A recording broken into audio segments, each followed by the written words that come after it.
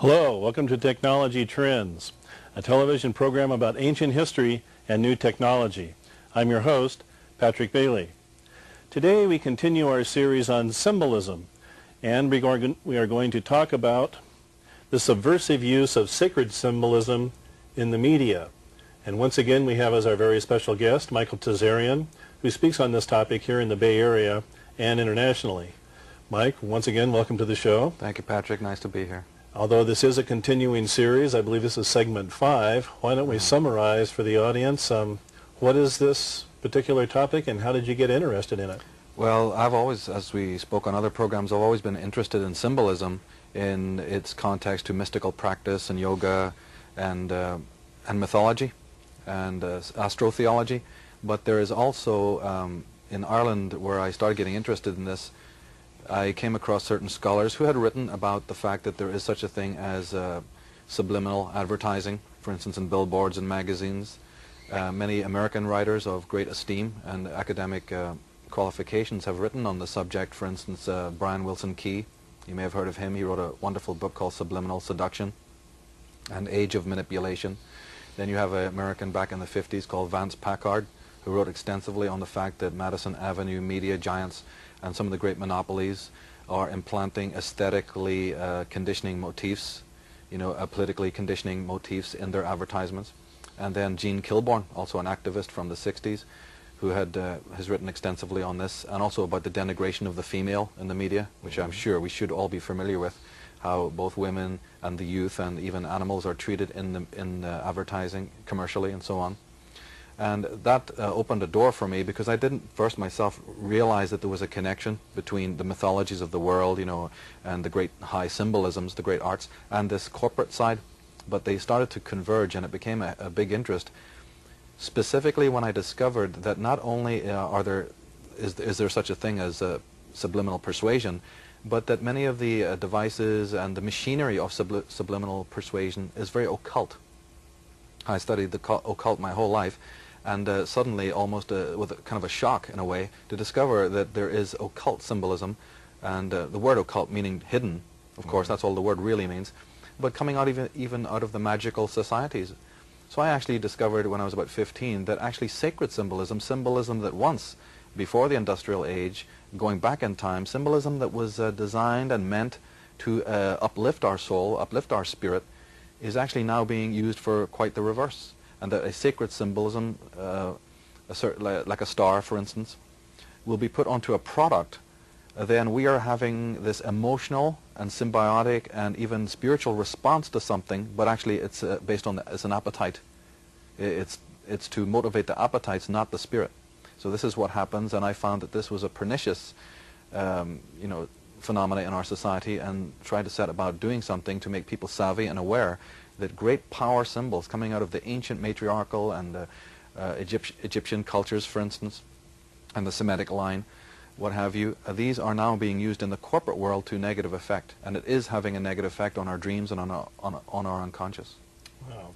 And you give workshops nationally on this topic? Yeah, this is a very, of all the things that I do teach, this is the one that people are very fascinated with and respond to very strongly, because it's like taking a large weight off the shoulders when you realize that this is what's going on. And of course, you see, people see symbolisms all the time: magazines, billboards, on the sides of buses, on the clothes that we wear. I mean, they're absolutely everywhere. But because they are separated by time and space, I mean, they're out there in the ambiance, in the atmosphere, you don't see the underlying themes. So I started just by cutting things out of magazines, for instance. What happens is, if you pool them together, if you bring a lot of the symbolism together, like the symbol of the sun or the symbol of the pyramid or what have you, then it's easier for them to see the underlying theme. When you're driving in the car and you're out there, it's very difficult to see any underlying pattern. It's just a bunch of symbolism polluting the airwaves and polluting the atmosphere and the ambiance. But when you condense it, then people really do accept that there is a theme, there is an agenda, and there's similar motifs that are being used just by a few elite monopolies. Well, most people are completely unaware of this, and they would probably think at first glance that this might even be silly. So what is the response for someone who actually learns your teachings or sees this program? What would be the normal response? Well, I think that if they really give it proper thought and really think about it, it's so innocuous. You know, Conan Doyle said, if you want to put something in hiding, if you want to hide something or disguise it, you put it where it's most obvious. You put it in plain sight. And this is an idea that we have to sharpen what I call our symbolic cognition or symbolic literacy. It's really a part of our spiritual growth, but you see, spiritual growth is twofold. You can build up your light body, you can develop your religious and spiritual sensibility, but that's like cleaning up a room where the garbage is still being thrown on the floor. So your cleaning process is kind of redundant. The spiritual process is both anabolic and catabolic. At the same time as you're building up your own wisdom body, you have to have a hand on keeping out the negative. You know, and Schopenhauer has written on this, that our consciousness is just besieged with stimuli. We need to be also making sure that that ceases to come in. So a lot of people have a healthy interest in building up their level of purity and their level of wisdom. I don't doubt that that sensibility, that desire is there in everyone. But then why, after 2,000 years, is there hardly any result? It's because we have been taught, or we've been conditioned to forget about a very important part of spiritual development, which is the physical capability, the skill, if you will, of keeping out all the debris. That's part of it. Well, we have over 100 examples, and the slides that are coming up of examples of this to That's right. I have brought some slides, and I'd like to get into that. And I'd also like to say that in regards to response, I find that children, because I do teach children, this in the New Age Academy in Berkeley, for instance, I teach a class there on communications and this kind of thing. This response with children is especially strong, because they are being taught right now to consider that it is absolutely chic to be wearing corporate logos from head to toe, you see. But the slides that I have brought with me, I'd like to be pointing out, making it very clear that America, for instance, the occult presence in America is very strong. From the earliest days of the founding of America, we have personalities and we have symbolism, some sacred symbolism, even in the architecture of cities and so on. And we have an occult presence, people involved in fraternities and secret societies. And this gentleman, Albert Pike, was one of those personalities. He was the man who created the Scottish Rite Freemasonic Lodge system throughout America. He was a disciple of Giuseppe Manzini, and Giuseppe Manzini was a disciple of Adam Weishaupt, who was the head of the Illuminati in the 17th century.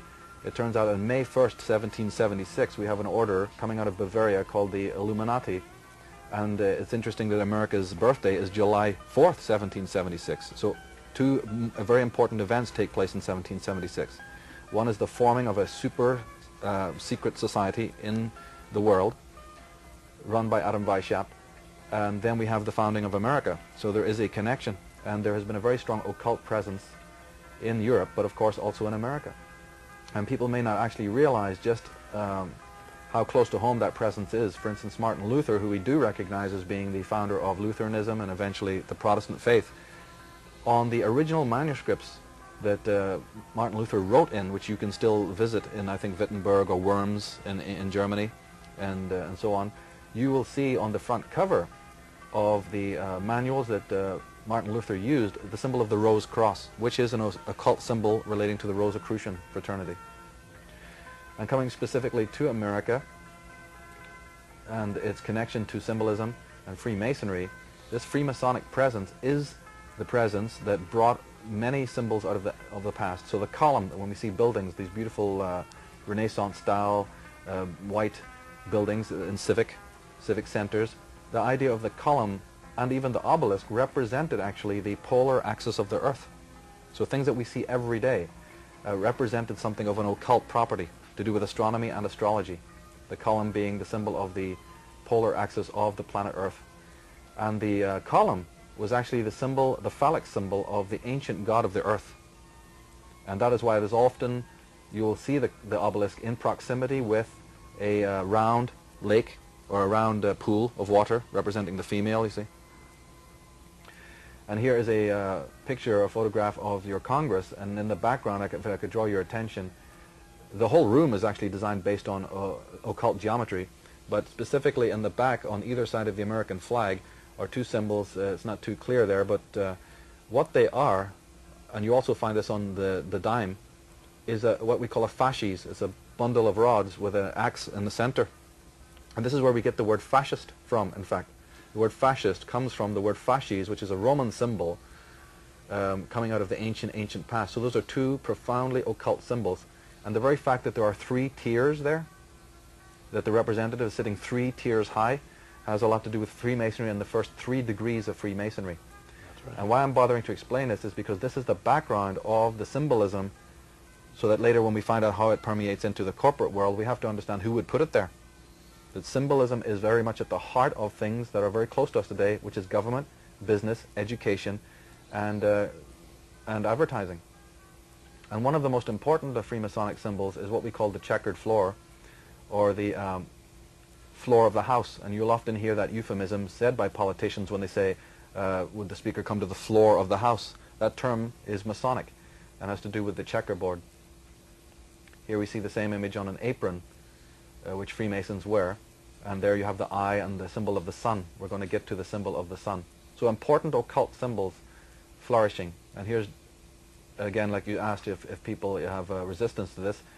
Well, they may as well realize that most of the founding fathers were heavily involved in Freemasonry. And I'm not saying that Freemasonry is anything negative per se, but it is very symbol-rich. It is not a religion, it is a theocracy, a theology, or a theosophy. It is an occult fraternity. And it is steeped in ancient symbolism coming out of the ancient past.